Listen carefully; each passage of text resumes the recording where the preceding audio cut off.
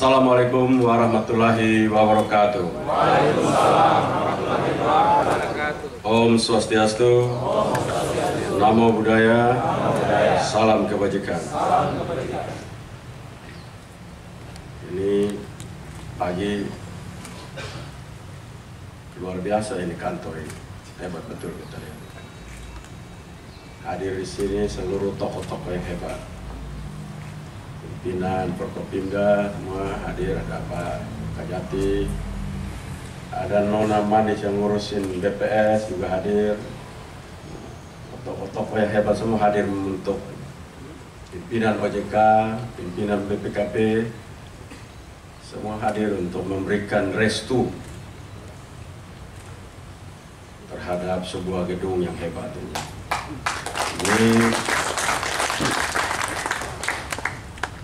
Dalam sebuah teori sosiologis ini, Pak Ibrahim ini dengan seluruh teman-teman sedang mendesain untuk orang tidak akan pernah lupa.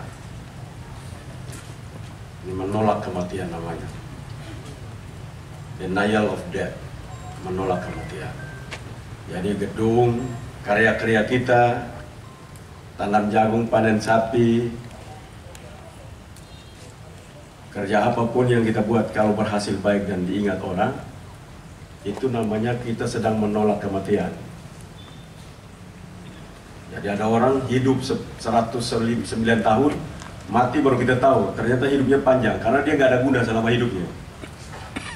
Ada orang hidupnya sebentar, cukup hidup 30 tahun, mati muda. Tapi tercatat, sejarah mencatat dia dan tidak pernah akan lupa. Kalau pilih mana coba? Kalau dua-dua ini pilih yang mana? Yang mati 100 tahun, baru mati, atau cukup 30 tapi dikenang dunia sepanjang masa? Nah, saya rasa paling banyak otaknya waras pilih yang 30 tahun saja. Saya juga begitu, kalau boleh mati, karena dengan pilihan itu saya pengen mati cepat. Daripada hidup tapi orang tidak tahu kita ada atau tidak. Karena itu memang dalam catatan perjalanan kehidupan manusia, khususnya di Nusa Tenggara Timur, setiap kepercayaan apapun yang diberikan kepada kita, harus kita memberikan pesan bahwa keberadaan saya tidak akan pernah dilupakan. Dan cukup lama untuk melupakan saya. Nah, itu harus ada catatan itu. Baik kita sebagai direktur utama dalam setiap kepercayaan kita di BUMD, baik kita sebagai aparatur sipil negara, abdi negara dimanapun kita berada, itu harus menjadi komitmen diri. Komitmen diri. Ada banyak orang pengen, saya ingin menjadi orang kaya. Nah, itu targetnya, nggak ada yang salah di sana. Tapi tidak mungkin tiba-tiba mimpi menjadi orang kaya kalau jadi gubernur. Salah itu kalau jadi gubernur mimpi jadi orang kaya. Karena nggak ada kekayaan jadi gubernur. Tapi kalau bermimpi jadi gubernur, saya mau jadi gubernur kalau seluruh rakyat atau mayoritas rakyat yang saya pimpin, mereka dalam penderitaannya mereka keluar dari kesulitan-kesulitan dan penderitaan hidup. Nah, itu bagus itu. Kan tidak mungkin saya ingin kaya kalau mau jadi Kajati Nusa Tenggara Timur, kan itu salah itu mimpi itu. Mau jadi kaya, mau jadi Kajati, jadi kaya. Oh, saya mau jadi kaya, mau jadi pengusaha, kayak Okoming, Bumi Indah itu. Kalau mimpi ingin mau jadi kekuasaan seperti Kajati, salah dia. Itu loh. Jadi kita ini mendapatkan dulu kita punya misi kita, visi dan misinya tepat, agar dalam mengerjakannya kita penuh dengan energi kebahagiaan. Itu perlu itu. Kalau nggak nanti kalau salah, sudah ditempatkan luar biasa, jabatan yang terhormat, tapi tidak bahagia. Nah, bahagia itu kan bukan urusan kondisi, itu urusan kehendak hati. Karena kehendak hati berarti internal. Jadi kalau umpama keluarga bahagia di tempat ini, punya semangat kebahagiaan yang tinggi, nah, menurut saya hormon kebahagiaannya itu tinggi, kerjanya pasti luar biasa. Nah, Kenapa NTT itu selalu tidak maju? Hormon kebahagiaannya kurang. Dia bahagia pribadi, bukan bahagia kolektivitas. Walaupun survei menunjukkan kehidupan kebahagiaan Nusa Tenggara Timur itu tinggi. Nah, itu karena etik dan emiknya nggak cocok itu. Nah, jadi saya ingin mendorong dengan gedung begini mewah. Saya dari Jawa aja saya lihat ini gedung hebat betul ini gedung. Jamkrida. Jaminan kecil tapi gedungnya mewah-mewah. Top betul ini gedung. Luar biasa ini.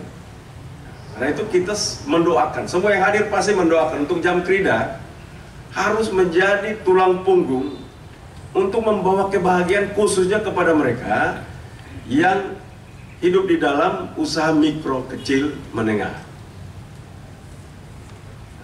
Itu perlu. Kalau kita bicara, Bapak Presiden selalu mendorong UMKM.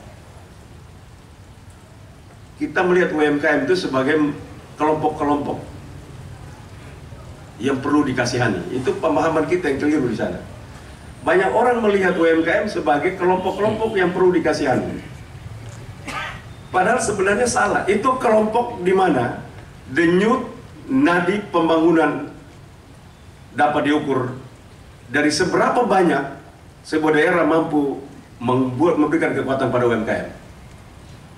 Jadi kalau Jamkrida nanti di tangan Jamkrida itu ada 100.000 UMKM yang bertumbuh, maka Jamkrida sedang menjaga fondasi kekuatan ekonomi sosial masyarakat Nusa Tenggara Timur dengan baik. Fondasinya kuat. Tapi kalau Jamkrida kasih jaminan kreditnya kepada pengusaha kaya 5 orang dengan total 2 triliun, walau untungnya besar, tapi tidak ada manfaat besar. Tidak ada manfaat besar. Karena kalau begitu si pengusaha bangkrut, ya bangkrutlah kita semua. Karena saking besarnya itu. Tapi kalau yang kecil-kecil ini dia kuat menjadi kekuatan 2 triliun, satu bangkrut masih ada 1.909.000.000, nah masih ada. Jadi itu cara berpikir kita, fondasi ekonomi kita harus di sana. Itu yang saya sampaikan juga ke Bang NTT. Hari ini saya lihat Bang NTT telah menggerakkan visi utamanya sebagai Bank Pembangunan Daerah.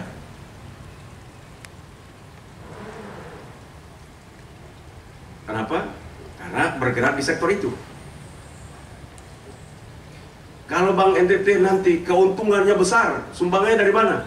Dari pegawai negeri semua, kabupaten, kota, provinsi punya uang semua, pegawai negeri taruh SK-nya di Bank NTT, maka untunglah semua. Ya bagus juga. Tapi buat apa itu Bank? Sebagai pemeras saja.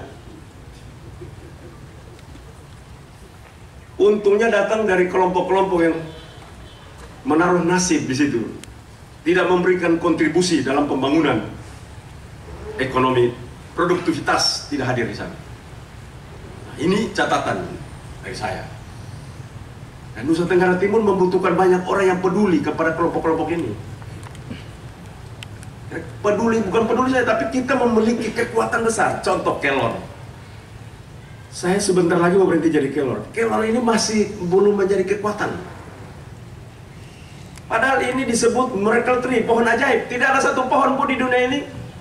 Coba ajar biar saya, coba Google, coba dilihat pohon ajaib keluarnya apa? Coba saya mau lihat satu dulu, ada di sini, ada Google dulu, coba. Ada coba biasa Google pohon ajaib, miracle tree, keluarnya pohon apa? Bisa tolong yang hadir di sini tolong, kalau ada bawa, kalau kalian bisa main-main Google bisa mengerti. Nah, keluarnya apa? Kelor bukan? Ah, bukan kolor, kelor. Betul toh? Pohon ajaib. Makanan khas orang NTT pada keluarga miskin. Nah makanya itu saya jadi gubernur itu karena pohon ajaib itu. Kelompok miskin tidak cukup bisa beli makanan hebat kan? Memang Tuhan itu adil. Disiapkanlah marungga itu kalau teman-teman Kupang, moringa oleifera untuk membentuk kita. Nah bagaimana ini pohon ajaib ini bisa bikin ajaib seluruh dunia? WHO itu menyelesaikan malnutrition di Afrika itu ya dengan kelor. Karena campur sedikit kelor dengan sedikit daging kecil, itu dampaknya itu luar biasa. Kelor campur sedikit telur, itu dampaknya luar biasa. Nah, tapi kita ini tidak ada, coba saya mau lihat. Pergi rumah orang itu, coba saya mau lihat, coba rata-rata. Mari kita teluhan yuk. Ke rumah Bapak Dirut Bejam Krida, Bapak Ibrahim Imam. Saya yakin yang nomor satu dia tunjukkan itu bagaimana daging sei terbaik. Ya nggak salah juga itu. Tapi itu nggak ajaib loh. Ada nggak sapi ajaib? Coba Google sapi ajaib, pasti nggak ada. Coba ada nggak babi ajaib? Masa kalau orang Kupang kan lihat babi itu kan matanya melotot-melotot, tapi babi panggang gitu. Coba babi panggang baun. Nah, Om Bai, itu semangat betul. Tapi adakah babi ajaib? Tidak ada. Yang ada itu adalah pohon ajaib, miracle tree. Bukan kita yang namain lagi, bukan dari NTT nama itu. Datang dari WHO, Lembaga Kesehatan Dunia. Jadi menurut saya kita ini tidak tahu identitas kita sebenarnya apa. Makanya saya selalu mendorong agar kita mulai jangan sok ke barat-baratan. Gaya kita tuh gaya seolah-olah, tapi otaknya tuh belum sampai. Karena itu perlu. Saya kapan hari bicara orang Jawa yang dari Malang. Oh, maju luar biasa nih pengusaha. Punya perusahaan di mana-mana, di Amerika punya, di Eropa punya, di Malaysia. Saya tanya, saya iseng-iseng tanya, bagaimana rahasia kamu maju ini? Dia bilang, cuma satu. Saya bangun lebih cepat, saya belajar lebih cepat, saya kerja lebih cepat, saya berpikir lebih cepat. Bagus ini, kalau raja-raja datang ke NTT untuk ngomong seperti ini, jangan gubernurnya aja. Diajar bangun cepat aja bermasalah satu republik. Ada yang kasih teori-teori, dia belum baca habis teorinya dia udah ngomong. Ini orang hobi baca 2 buku, dia datang ngomong sama kita. Ini minta ampun kita lihat orang begini. Tidak ada orang manusia yang tidur lambat itu, bangun lambat itu jadi. Tidur lambat, bangun cepat itu jadi. Apalagi jadi gubernur, masa tidurnya lama? Ya bahaya lah provinsinya. Jadi gubernur tidur 4 jam cukup maksimal itu, kalau boleh 2 jam lah. Jadi kalau tes aja gubernurnya, kalau ditelepon atau di WA jam 3, jam setengah 4, jawab nggak dia? Nah, tandanya berarti dia tidur masih panjang gitu. Tapi kalau kelihatan lihat itu sangat masalah yang serius, pasti dijawab sama dia. Karena jadi pemimpin itu sudah mulai berkurang dia punya privilege pribadi. Jadi pemimpin itu tidak boleh menangis karena tidak ada tampungan. Yang pengikut boleh nangis karena ada pemimpinnya. Tapi kalau pemimpin dilarang menangis, melarang mengeluh karena tidak ada tampungan. Kau tidak ada tampungan buat kau mati-mati aja. Kau hidup-hidup aja karena tidak ada tampungan. Itulah menurut saya tipologi dan karakter seorang pemimpin. Karena itu menjadi seorang pemimpin Jam Krida harus siap. Pemimpin di level apapun. Makanya saya bilang Bang NTT, kamu diomongin itu tandanya Bang ini mau jadi besar. Kecuali kamu niatnya pencuri, nah itu tandanya rusak banknya. Tapi kalau tidak ada niat pencuri, tidak ada mens rea menurut Pak Wakajati punya, tidak ada mens reanya, ada jalan terus. Karena dunia akan membuktikan itu dalam perjalanan waktu. Waktulah yang akan menjadi hakim terbaik bagi setiap orang yang melayani dengan ketulusan, keberanian, dan kecerdasan. Waktu yang akan menentukan itu. Menjadi hukum buat kita untuk membangun. Dan provinsi ini kalau bertumbuh terus, nggak ada orang ikut campur di saat Anda menderita.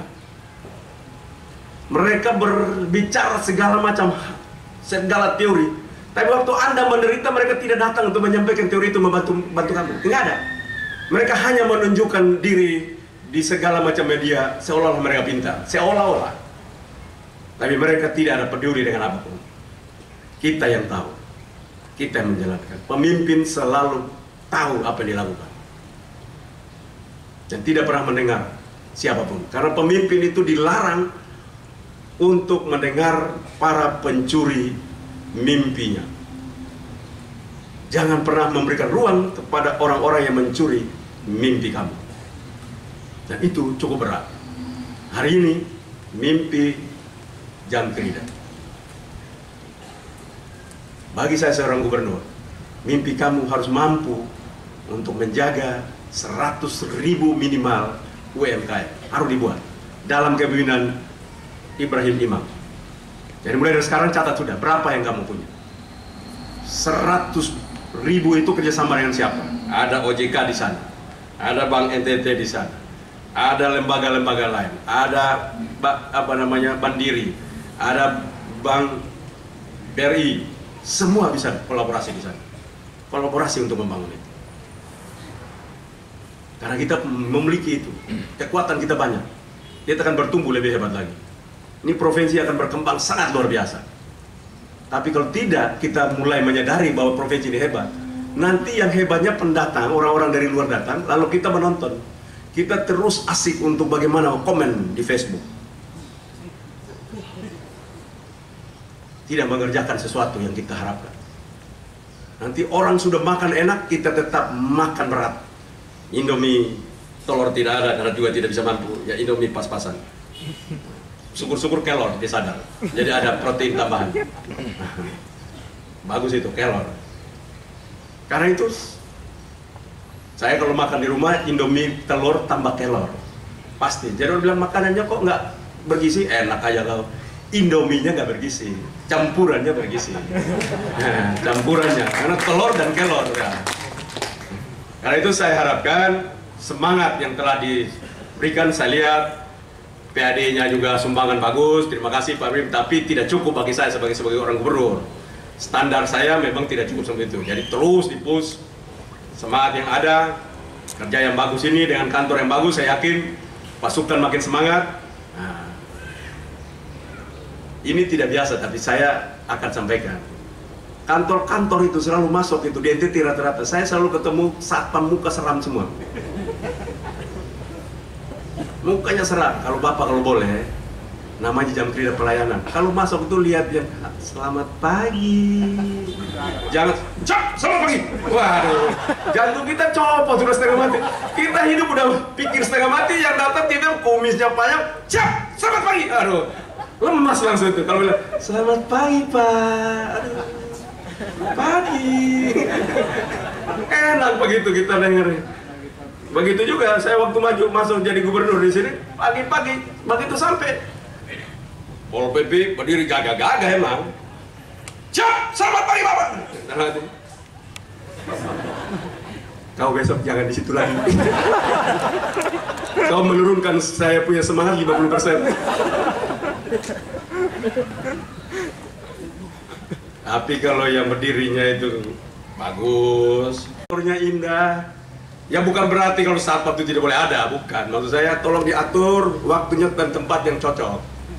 Waktu-waktu di mana satpam itu berada, giliran kita butuh dia nggak ada, giliran kita nggak butuh dia ada di situ.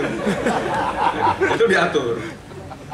Supaya kita semangat jalan kerja itu kan. Kita bangun kantor itu begitu, saya selalu kritik. Pohonnya jarang, kita selalu bangun gedung. Kita tidak lihat air mancur kecil, orang datang lihat. Coba aja kalau orang lihat air itu ada, susah untuk mendatangkan kemarahan. Itu psikologi. Ada orang melakukan riset untuk bunuh diri, ada orang ingin bunuh diri di laut. Dari rumahnya sudah niat untuk masuk ke laut bunuh diri. Tapi sampai di pantai gagal dia bunuh diri. Kenapa? Karena dia rileks waktu sampai di pantai. Dia melihat pemandangan yang begitu luas, besar, air yang begitu hebat.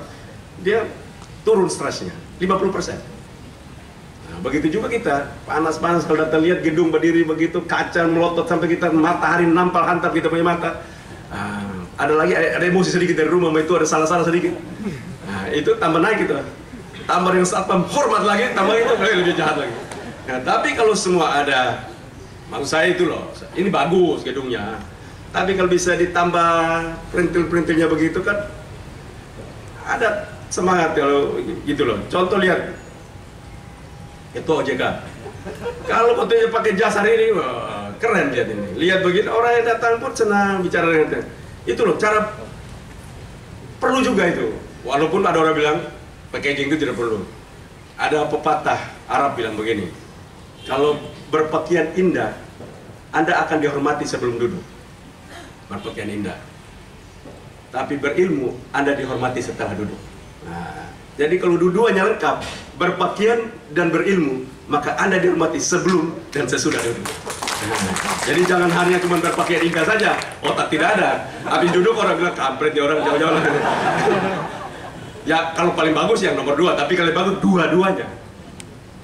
Berpakaian, mempunyai taste yang baik, dan mempunyai ilmu yang baik. Hal itu kalau bisa dimiliki oleh kita, saya yakin ini akan sangat baik. Terima kasih. Saya pikir selamat buat Jam Krida dengan kantor yang luar biasa ini. Kita harapkan ini menjadi kantor memberikan pelayanan terbaik buat Nusa Tenggara Timur. Wabillahi taufiq wa hidayah. Wassalamualaikum warahmatullahi wabarakatuh. Shalom, salve, Om Santi Santi Santi Om, Namo Buddhaya, salam kebajikan. Terima kasih dilanjutkan dengan Presiden Gedung Kantor PT Jam Krida Perseroda Nusa Tenggara Timur yang akan ditanda dengan penandatangan prasasti. Mohon berkenan Gubernur Nusa Tenggara Timur, Unsur Forum Koordinasi Pimpinan Daerah Provinsi Nusa Tenggara Timur, anggota DPRD Provinsi Nusa Tenggara Timur, penjabat Wali Kota Kupang.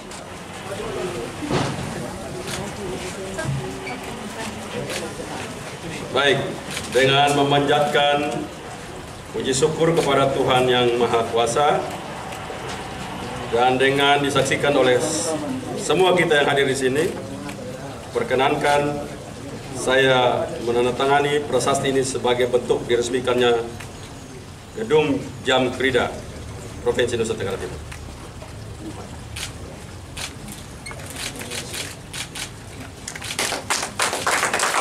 Terima kasih. Berikan kesimpulan kepada Gubernur Nusa Tenggara Timur yang telah melakukan penandatangan prasasti. Dilanjutkan dengan pengguntingan pita bertanda Gedung Kantor PT Jam Krida Nusa Tenggara Timur Pak Kajati, yang senior, duduk gantian. telah diresmikan. Ya. Untuk kami silakan kepada Kepala Kejaksaan Tinggi Nusa Tenggara Timur untuk melakukan pengguntingan pita. Terima kasih. Dilanjutkan dengan peninjauan lokasi gedung kantor PT Jam Krida Nusa Tenggara Timur untuk melihat secara dekat.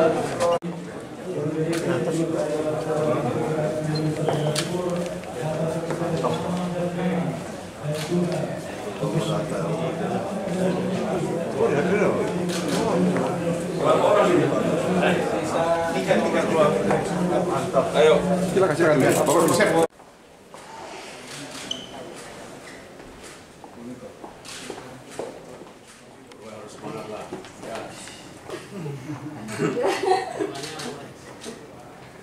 bukan orange ya. Oke.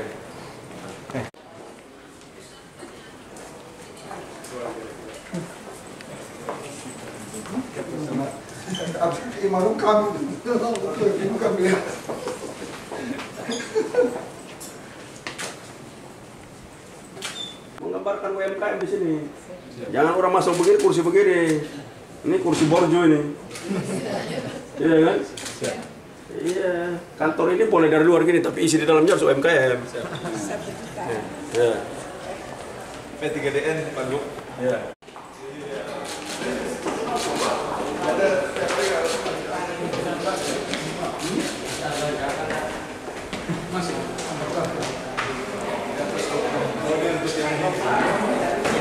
Di atas kan berapa aja dia. Oke. Bagus.